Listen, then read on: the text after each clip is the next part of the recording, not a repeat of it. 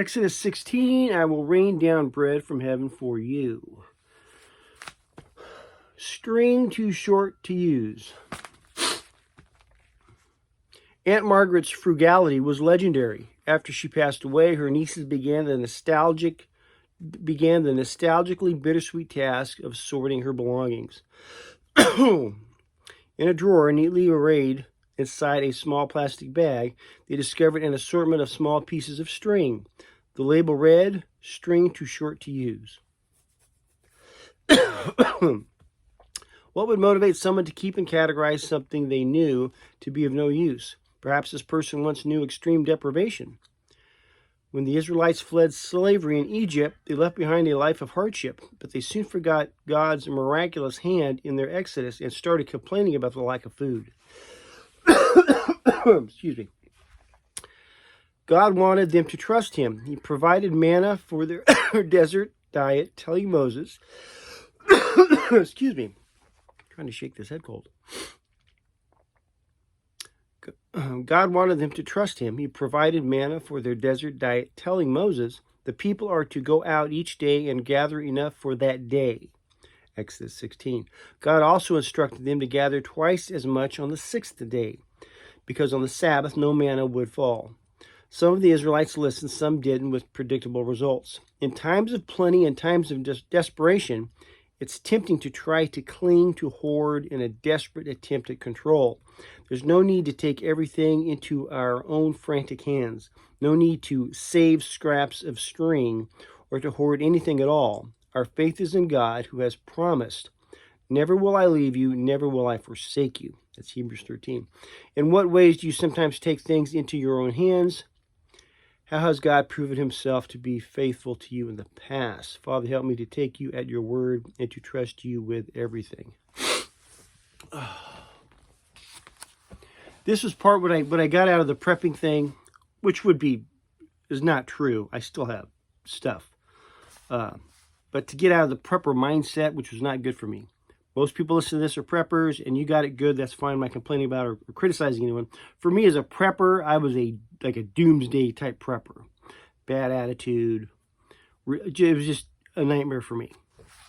And it did not jive with the Gospels, because I looked at everyone as either predator or prey.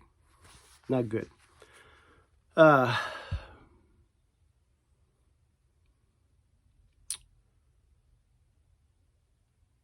So someone said, well, God is going to provide for you this and that. Really, when you look at stuff like this, I think what you have to consider, because many people, because they don't believe God speaks anymore, okay? Because they're not hearing from him in many cases. Just like the book I read previously. It's right here. This one here. So many videos ago. That was an excellent book. I might have to, I think I'm going to read it again, not just, just for myself.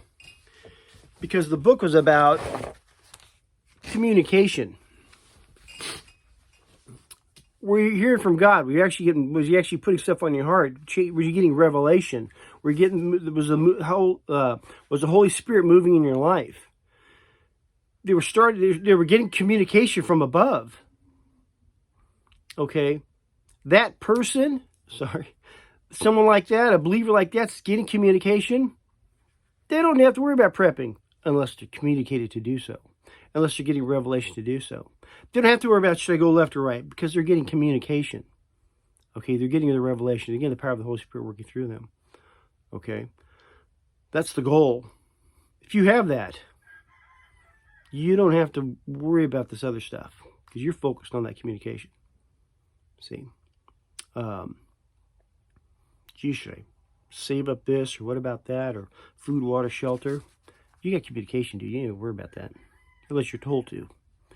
See, that's sometimes, but now those that aren't getting that, okay, they're kind of worrying about things in their own. Well, maybe I should kind of do some things. I don't know what's going to happen. I don't know what the future holds. Okay. A little bit of fear in that, a little bit of concern, worry. Hey, should I, if you're not going to go the communication route, well, yeah, you better probably store stuff up. Look at it that way. But just like it says here, in times of plenty, in times of desperation, when you have let's say your income's really good, we don't depend on God so much.